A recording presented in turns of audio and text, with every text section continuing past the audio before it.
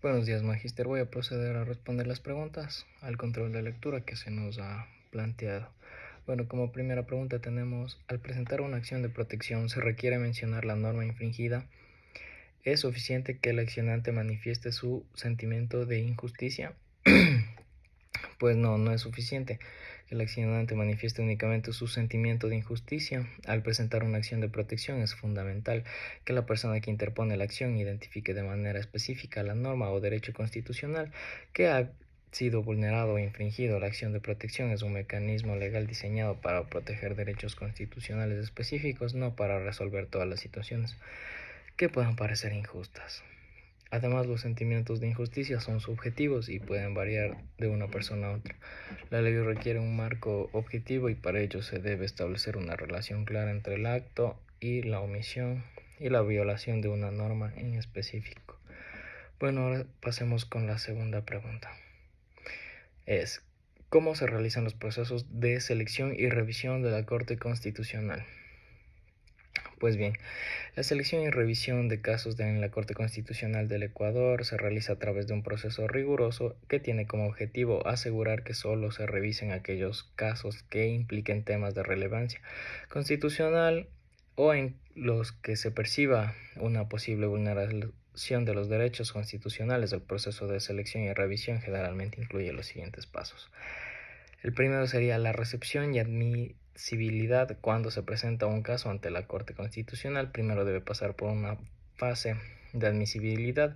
La Secretaría General de la Corte recibe el caso y lo revisa para verificar que se cumpla con todos los requisitos formales necesarios, como haber agotado las vías judiciales previas en caso de que se aplique, y de haber identificado estos casos de manera clara el derecho o norma constitucional que se alega haber sido vulnerado. El segundo que tenemos sería la selección y clasificación. Una vez que el caso ha sido admitido, la Corte analiza su relevancia constitucional y si tiene implicaciones en el ámbito de los derechos humanos o constitucionales. En esta fase, la Corte evalúa si el caso plantea un problema jurídico importante, novedoso o que podría sentar un precedente en la interpretación de los derechos constitucionales. El tercer punto sería la asignación a un juez ponente. Si el caso es seleccionado para revisión, se asigna a un juez o jueza ponente quien se encarga de analizar los argumentos presentados y de realizar un estudio profundo del caso.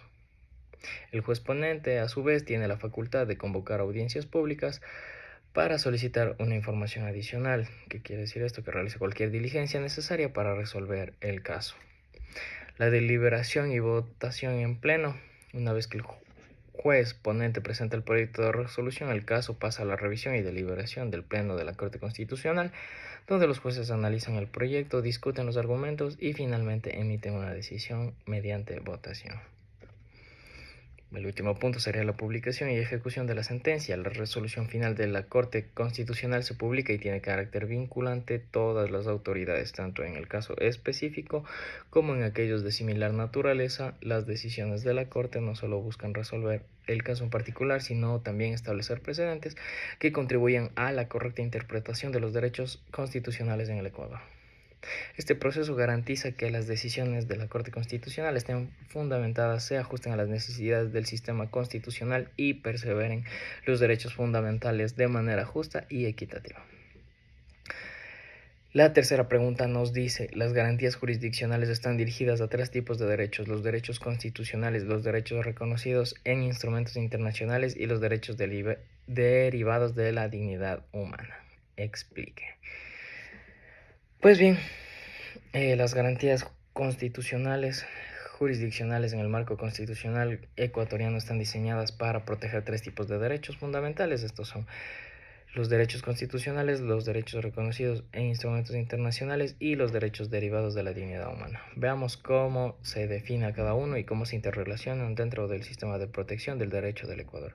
Los derechos constitucionales, estos son los derechos que están explícitamente consagrados en la Constitución del Ecuador. Incluyen derechos civiles, derechos políticos, sociales, económicos, culturales y ambientales que la Constitución garantiza a todas las personas. Ejemplo, incluyen el derecho a la vida, a la integridad física, a la igualdad, al trabajo, a la educación y a un medio de ambiente saludable. Las garantías jurisdiccionales como la acción de protección, el habeas corpus y la acción de amparo, entre otras, están diseñadas para hacer efectivos estos derechos y asegurar que las autoridades y particulares los respeten. Los derechos reconocidos en instrumentos internacionales. El Ecuador ha ratificado varias veces en convenios internacionales de derechos humanos como la Convención Americana sobre Derechos y el Pacto Internacional de Derechos Civiles y Políticos. El Ecuador establece que estos instrumentos son vinculantes y forman parte de un bloque constitucional. Por ejemplo, si una persona considera que su derecho a la libertad de expresión, reconocido tanto en la Constitución como en la Convención Americana, ha sido vulnerado, puede recurrir a una acción de protección para salvaguardar su derecho.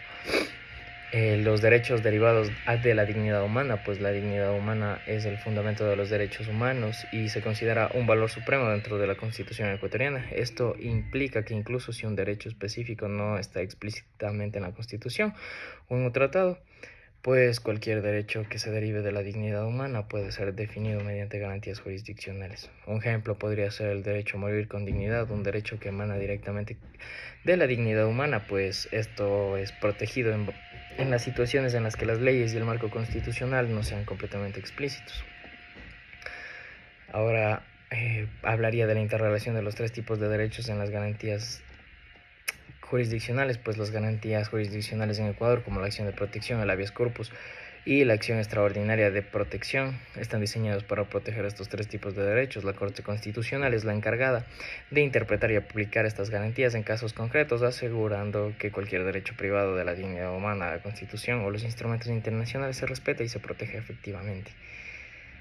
Este enfoque está reflejado en el compromiso del Ecuador con la protección de los derechos humanos en su totalidad, garantizando así a las personas una vida digna y con pleno respeto a los derechos fundamentales.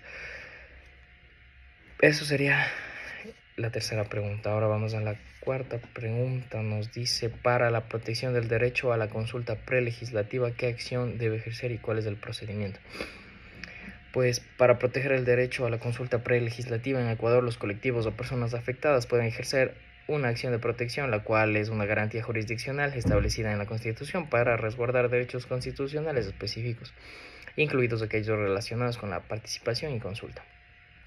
La acción de protección es adecuada cuando se considera que el derecho a la consulta prelegislativa ha sido vulnerado o ignorado en la creación de las leyes, que afectan los derechos colectivos, especialmente los del pueblo y nacionalidades indígenas, afroecuatorianas y otros grupos sociales cuyo modo de vida, culturas o recursos naturales podrían verse impactados. Así, pues bien, la persona o colectivo afectado debe presentar la acción de protección ante un juez de primera instancia, que en este caso puede ser un juez de la Unidad Judicial de Garantías Penales en la jurisdicción donde se percibe la vulneración del derecho. En la demanda deben especificar cómo la omisión de la consulta prelegislativa afecta a sus derechos colectivos. También debe indicar la norma o el proyecto legislativo que causa el perjuicio.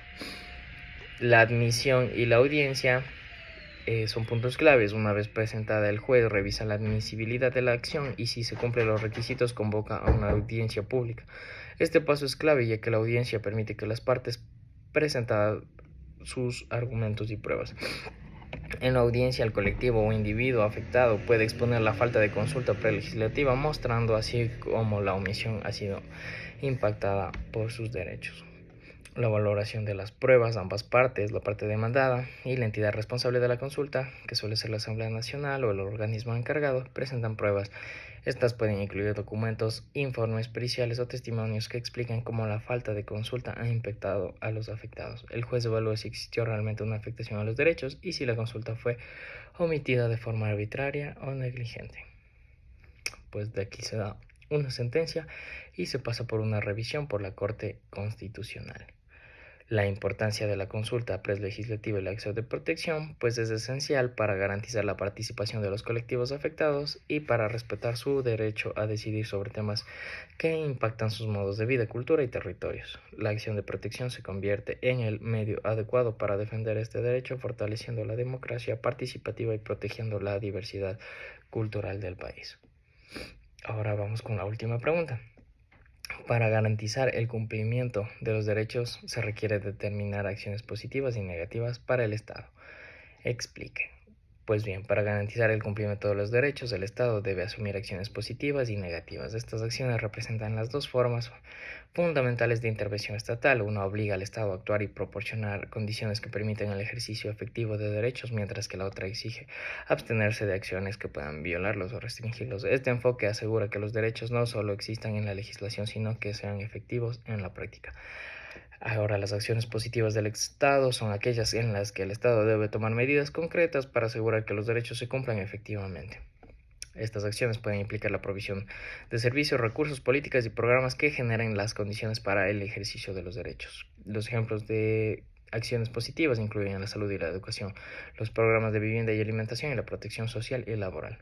Las acciones negativas del Estado implican que el Estado debe abstenerse de realizar conductas que puedan limitar o violar los derechos de las personas. Este deber negativo es esencialmente para asegurar que los ciudadanos puedan disfrutar de sus derechos sin interferencias arbitrarias. Ejemplos de acciones negativas incluyen el derecho a la privacidad, pues el Estado no debe intervenir, registrar ni monitorear la vida privada de las personas sin justificación legal. La libertad de expresión, el Estado debe abstenerse de censurar las opiniones de las personas a menos que incurran en delitos claramente tipificados. El derecho a la propiedad, pues el Estado no debe interferir arbitrariamente con el derecho de las personas a su propiedad privada sin un proceso legal justo. Estas acciones protegen a nuestros ciudadanos contra el abuso del poder y garantizan un espacio de libertad donde pueden actuar sin la amenaza de interferencias e injusticias por parte de las autoridades. Complementariedad de las acciones positivas y negativas.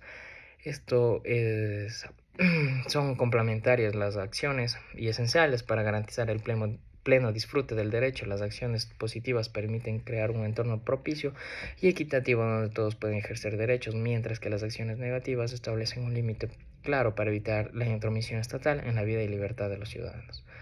En resumen, el Estado necesita actuar efectivamente para proporcionar servicios básicos y condiciones justas. Al mismo tiempo, debe abstenerse de interferir en la esfera de derechos individuales, y esta combinación de acciones positivas y negativas hace que los derechos sean efectivos y garantiza su respeto y cumplimiento en el día a día de los ciudadanos.